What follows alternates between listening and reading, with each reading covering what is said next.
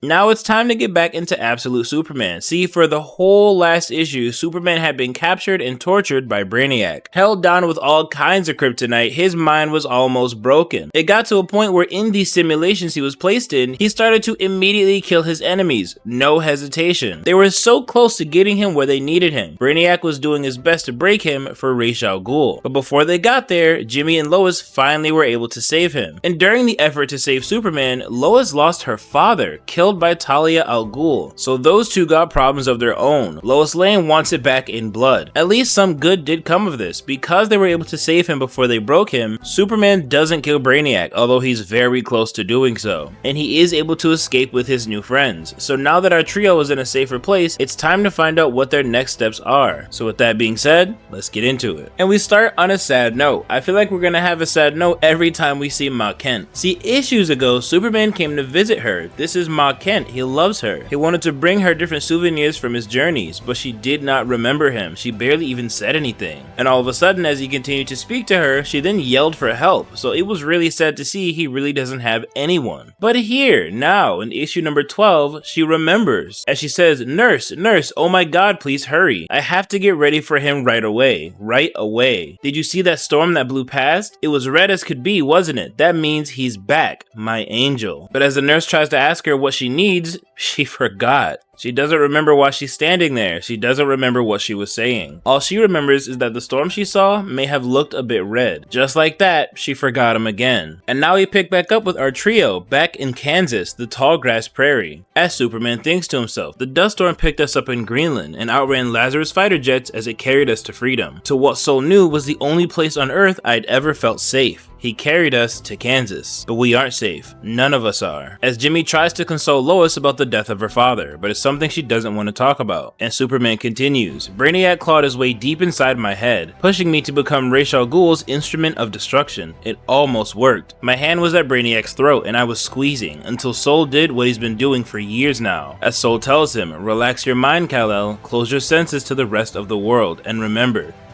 who you are." As we go back 5 years earlier on top of a volcano, with Kal telling Soul he won't do it. He doesn't need food or clothes, he doesn't need a roof over his head, he doesn't want to be anywhere near humans again, and he knows he doesn't have to. And he feels this way because this is right after what happened between him and the Kents, being forced to leave by Lazarus. As he tells Soul he doesn't want to talk about that. That event made him give up on being around humans at all. But Soul lets him know, you cannot spend your life in isolation. You may not require physical sustenance in the way you once did, but you are no different from these humans in one regard. You were not made to live alone, Kal-El. But Superman knows he's never alone, not with Soul always whining in his ear. As Soul continues, this anxiety and sense of defiance are not uncommon for a child your age, yet you are unlike any child on this world or any other. All the more reason for you to avoid becoming untethered to this planet's native inhabitants. My interstellar capabilities were exhausted on the flight from Krypton. Like it or not, we are stranded on Earth. As Superman responds, not for long, one day I'll be strong enough to jump to the moon and never look back. As Soul continues, perhaps, but until then, first things first, my sensors indicate that your personal aroma has become quite pungent in recent weeks. Basically saying, Superman stinks and he needs a bath, so he gets naked and jumps in the volcano. I don't see how this would make you smell any better, but I don't know how it feels to bathe in a volcano. Either way, we skip a little further ahead as Superman is now wandering the Philippines, trying to figure out where he needs to go. And Soul tries to let him know with his power and intellect, he could rise to the highest levels of earthly society. Now to Superman, that means something like the Science League, but Soul tries to tell him he needs to adapt to where he is. This is not Krypton. As he says, here you could achieve the social advancement your parents were denied. But Superman says something I really like. My parents lived their whole lives with this symbol on their chests, so I'll damn sure die with it on mine. There's only one place a son of the Redlands belongs, and that's in the sun. So this is where Kal decides to place himself, amongst the poor working in the fields. As he remembers, this didn't last long. It never does. As this woman, Carmelita, realizes Superman works harder than anyone else, carries more sugarcane than anyone else. And she doesn't think Lazarus, that's right, even these people work for Lazarus, should be working him so hard. He doesn't eat, he doesn't drink, he doesn't even rest in the shade. And of course she doesn't understand being in the sun is actually really good for him. But all she wants to do is reward him for all his hard work. She wants to cook for him, and she tries to introduce herself as Carmelita, but when she shakes his hand, he burns her, and she screams out in pain. And of course he didn't mean to do this, he doesn't understand. As he thinks back on this memory, the longer you stand in the sun, the more the shadows grow around you. And with all this commotion and Carmelita on the floor, the Lazarus Corps show up immediately, being jackasses like they always are. What the hell is this, a garden party? Get your lazy asses back to work. But Carmelita's on the ground, she's hurt, and they do not care. You hear me? Get up or you're fired, as they knee her right in the face, which pisses Superman off, as he grabs the arm of one of these men and accidentally tears it off. His powers are growing so fast, he cannot control himself. He's hurting everyone around him. And as he tells them he didn't mean to, with his super speed, he gets out of there. He runs so fast, in moments he's not even in the Philippines anymore. And he feels terrible. He didn't mean to do this. He doesn't know his own strength, as Soul tries to explain to him how his powers work. The longer he's here, the more his abilities multiply. He needs to learn to be careful, especially around the humans. And he's thinking to himself, will he die? That man? Did I just kill him? But Soul lets him know, Lazarus has advanced medical facilities. His wound is being treated as we speak, I assure you. But Cal's worry turns to rage. Maybe he should die. Isn't that what he deserves? What all of them deserve? Those Lazarus goons with their big guns and their fancy armor, I could kill them all in a day. And Soul doesn't think Superman means this, but he continues, Lazarus means murder. If I fought back and stopped him for good, it'd be just like my dad when he slaughtered those beasts in the mine. Everything Superman went through, every story he heard, everything about Krypton plays a huge role in what he does here on Earth. He truly does, in every way, carry Krypton with him, always. And Soul tries to calm him down. Humans may be primitive, with a shocking capacity for cruelty toward one another, but they are not animals. And if Jor-El and Lara were here, they would tell you just as they once stood up and told the Science League, that you do not have the right to judge and execute people simply because you can. And Superman loses it. They're not here though, are they? They're dead. And you don't know what the hell you're talking about, Soul. You're not even real. As Soul continues, you are correct. I was made to protect you and to remind you who you are. This I will continue to do, Cal, for there is no one else who can. As Superman breaks down and begins to cry, Soul, I think I'd like to try and get my own thoughts down now, you know, in private. And as Soul begins to power down a bit, he tells him, of course, Cal, these have been extraordinarily traumatic times for you. Tomorrow we will talk again of the dangers of isolation. Until then, you deserve your solitude. This is beautiful. As it looks like he's kind of crystallized Superman in a kind of fortress of solitude.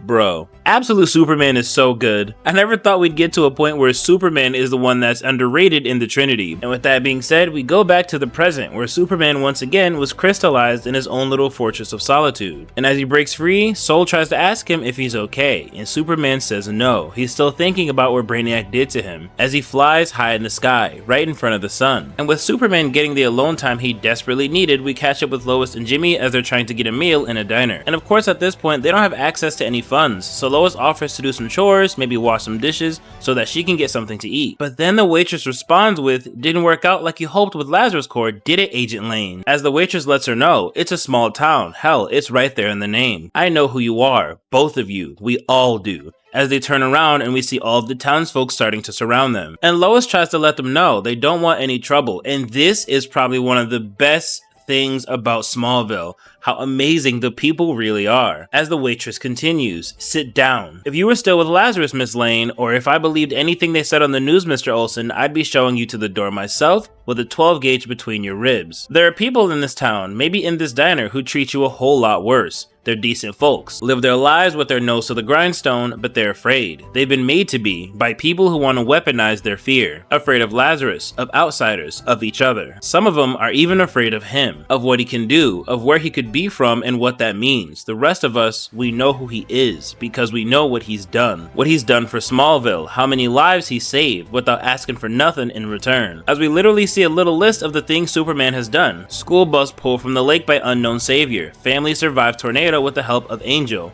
It's a miracle. Church fire turns to ice, saving congregation. They've been keeping track of everything he's done for them. I was raised to judge someone by the lightning in their hands, not the thunder in their mouths. I know you tried to help him when he needed it the most. I don't know how the hell she could know this. The point is, Smallville is super cool with them because now they're good people. And because of this, she tells them, for friends of Superman, breakfast is on me. As we see the townfolk change their scowls to smiles. Nah, it's on me as well. Because they helped Superman, Smallville loves them. And we learn this waitress is Lana Lang. I think that is so cool. What a great reveal. And as they officially shake hands, Lana says, should we be expecting any more trouble, Lois? And Lois tells her, God, I hope not, Lana, but knowing Lazarus, I'd keep that 12 gauge handy. As we see it real close to Lana, she's definitely always prepared. So with Smallville welcoming these two with open arms, we get back to Superman visiting the Kent home, as Sol apologizes to him. It apologizes for never being able to provide the community Superman desperately needed. And because of this, he's been on the run for years, always alone. Sol feels like it failed in the purpose it was created for by Superman's mother. Sol feels like it failed to protect Superman. But Superman does not agree with this, as he tells it I was never without protection, never without care and guidance, never lacking for community. As we see Superman alone in the rain, and Sol tells him, good morning. I was never alone, Sol. I'm sorry for the things I said before when I was angry. I shouldn't have taken that out on you. You're more than just a rocket ship, Sol, more than a collection of advanced crystals, and the world's most badass cape. You're family. You're as much of an L as I am. Sol-El, my big brother from Krypton.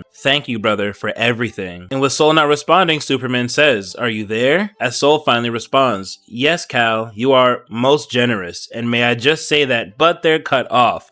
Beautiful moment cut off by Lois and Jimmy, as they're here to bring him a bunch of food. But Superman doesn't really eat. But now that they're catching up, he does have time to apologize for the loss of her father. And Lois isn't too broken up about it because he died doing what he loved, shooting at bad guys, yelling at people, and telling her what to do. Lois understands the risk, as she says we all made our choices, my dad included. I'm just glad you're feeling better, Superman. But still, he doesn't like being called that, so he officially introduces himself to her. My name is Kal-El, Kal-El of Krypton. As they officially shake hands, and now we got our trio. They are all allies, locked in. And with this trio being solidified, Lois is trying to find a safe place for them to hide because of course Lazarus is gonna come looking for them. And Superman says he does have a safe place. It's on his back. His name is Sol. Sol's the one that brought them there. Sol helped him remember, and now he understands Ra's will not stop. Ra's will do whatever he can to bend Superman to his will, no matter who gets hurt. Which is why he says they can't leave, because it's Ra's. He's already at Smallville. He's come for Superman. As he says he wants the entire town surrounded, nothing in or out.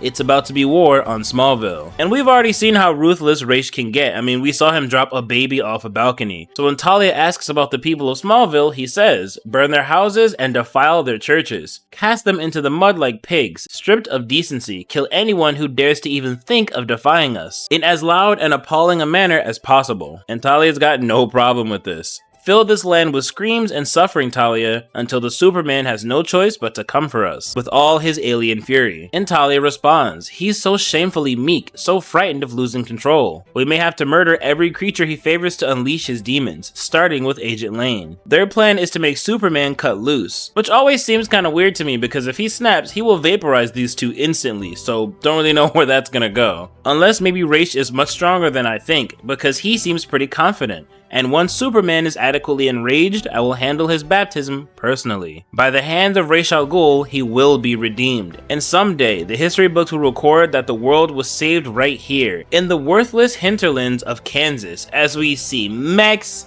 and tanks, and helicopters, and flying tanks. He brought everything to Smallville, and this is where the issue ends. I loved this issue. I was actually getting a little teary-eyed reading how he was talking to Sol. He been snapping on Sol a little bit, and Sol does nothing but help. It's nice to see that Superman finally understands Sol is also family. Even gave him a little L at the end of his name. It was beautiful. So I hope you guys enjoyed the video, and I will catch you on the next one.